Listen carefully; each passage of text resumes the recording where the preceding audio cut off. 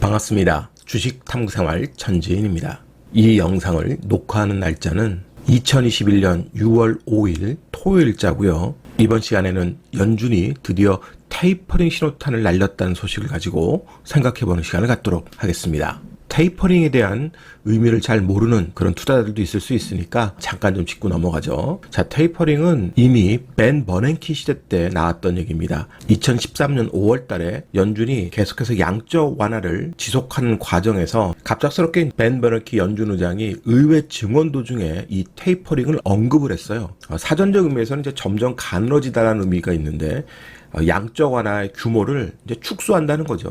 매달 850억 달러씩 채권 매입을 했었는데 이 규모를 점점 줄여나가겠다는 겁니다. 이 얘기가 나오고 나서 잠깐 시장은 반등했다가 우리 증시 같은 경우는 뭐 10% 이상, 12% 가까이 폭락하는 그런 모습을 보였고요. 글로벌 증시가 다 같이 그때 떨어졌으니까 여기에 대한 두려움을 지금도 갖고 있는 겁니다.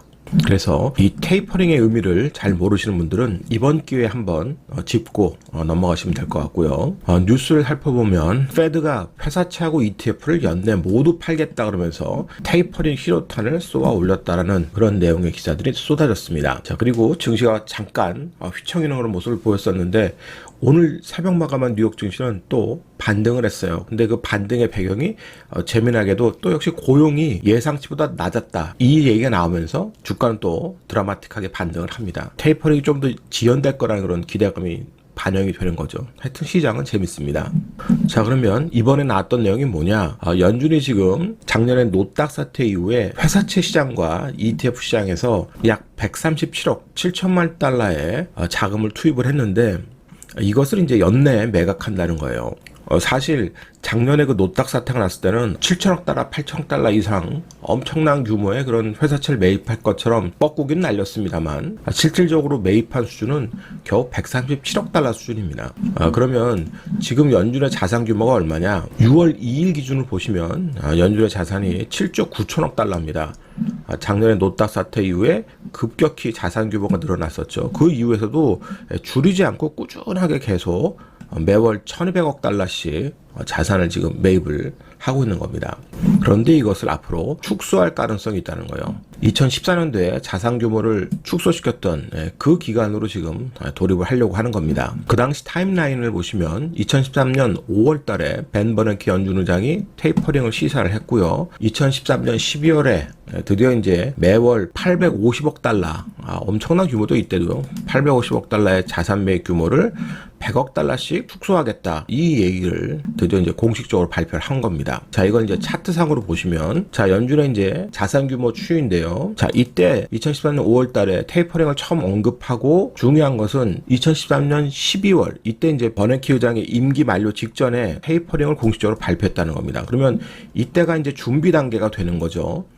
그리고 실질적으로는 이제 2014년 1월 달부터 해서 계속 100억 달러씩 자산 규모를 이제 축소를 하게 됩니다. 그래서 10월 달에 결국 양적 완화가 종료가 됐어요.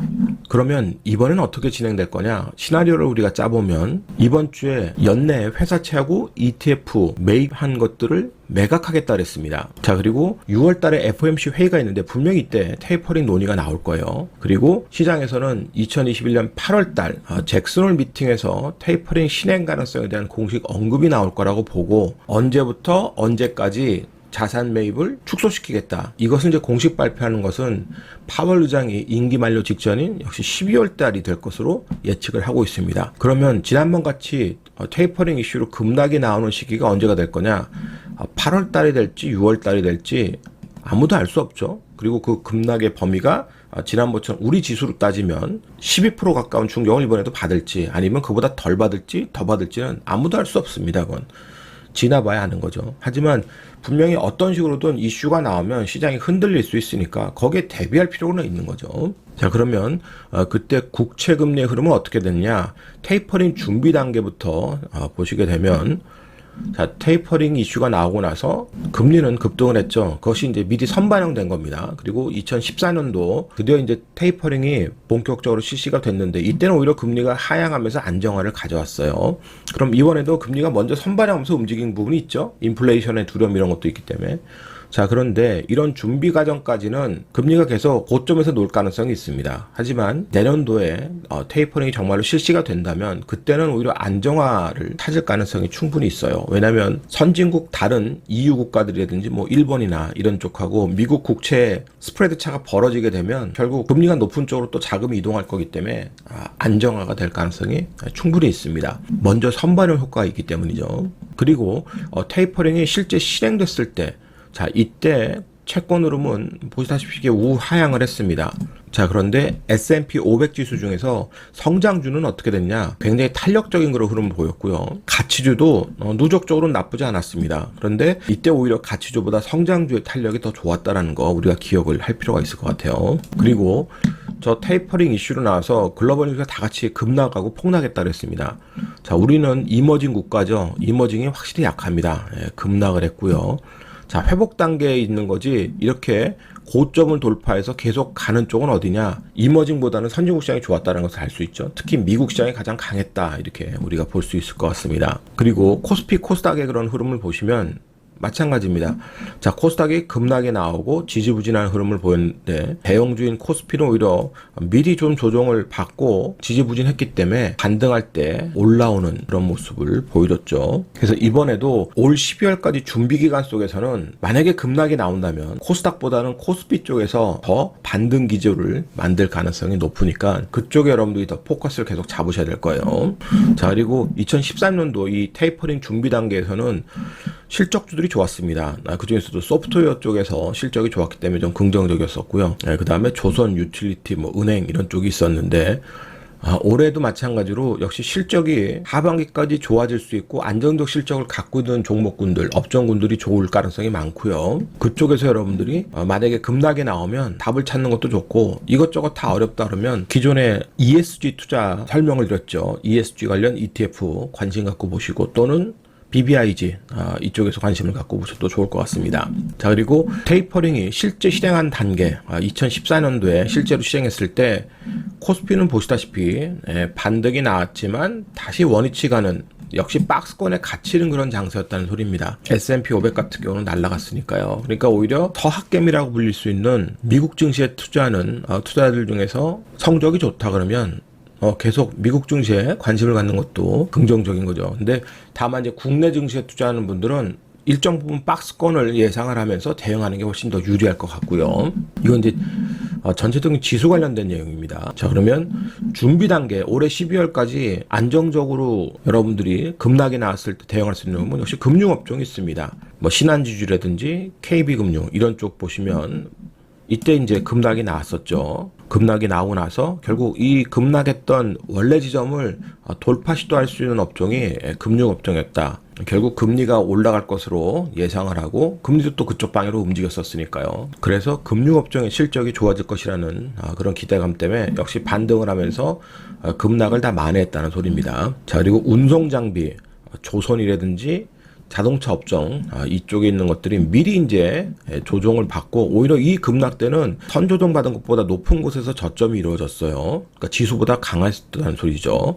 자, 그리고 나서 이 고점들 다 놓고 추세 상승을 준비기간 때 해냈습니다. 그러니까 이번에도 자동차 업종, 조선 업종이었는데 조선 업종보다는 조선 업종이 이제 미리 많이 또 땡겨 썼으니까요. 자동차 업종을 관심을 갖고 보셔도 좋을 것 같고 조선 업종 중에서는 좀 수급을 여러분들이 잘 파악하면서 대응하는 게 좋을 것 같습니다. 그러면 최근에 한번 미국발 이슈로 인해서 언급을 했던 현대위아 차트 보면서 자동차 업종을 좀 보고 은행 업종도 좀 차트를 통해서 좀 보죠. 최근에 미국 투자 관련돼서 영상을 올려드린 게 있죠. 여기 우측 상단에다가 링크를 걸어드릴 테니까 한번 참고를 해보시고요.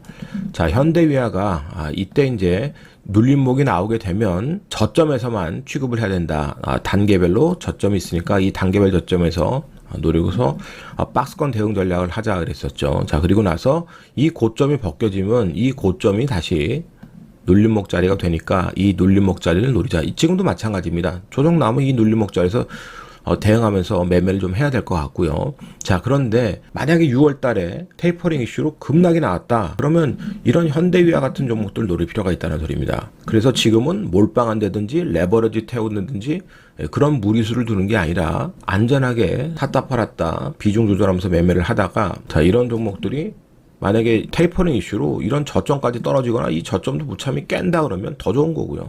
어쨌든 지수가 폭락할 때 노릴 수 있는 종목군들이 되는 거죠. 자, 금융업종의 이제 대표주자 신한주주 같은 경우도 보겠습니다. 신한주주 같은 경우도 아주 우상하면서 지금 좋은 모습을 보이고 있죠. 수익도 좋고 금리 상승 기대감도 있기 때문에. 자, 그런데 이런 종목군들이 결국은 그런 테이퍼링 이슈로 급락이 나오면 그럴 때 지금 노리는 게 아니라 금융업종은 급락 나오는 시기를 기다렸다가 노리는 게 좋다고 보는 겁니다. 종합주가지수의 흐름을 보면 자, 이렇게 고점에 있습니다. 언제 급락 나올지 아무도 모르죠.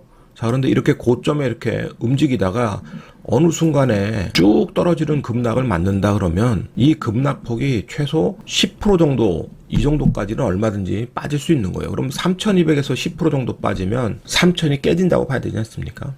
2900, 2800까지도 갈 수 있다. 그러면 그렇게 급락했을 때 내가 대응할 수 있는 준비된 종목들을 활용하면 된다는 겁니다. 급락이 안 오면은 그냥 계속해서 샀다 팔았다 매매하면서 가는 거고, 현금 보유한 것을 잘 유지하고 있다가 테이퍼링 이슈로 진짜 급락이 나오면 그때 또 절호의 기회로 삼아서 그동안 적은 수익을 봤다 그러면 그때 또 수익폭이 커지는 거죠. 비중이 커지니까. 그런 매매를 잘 준비해 보시기 바랍니다. 오늘자 한 줄 요약.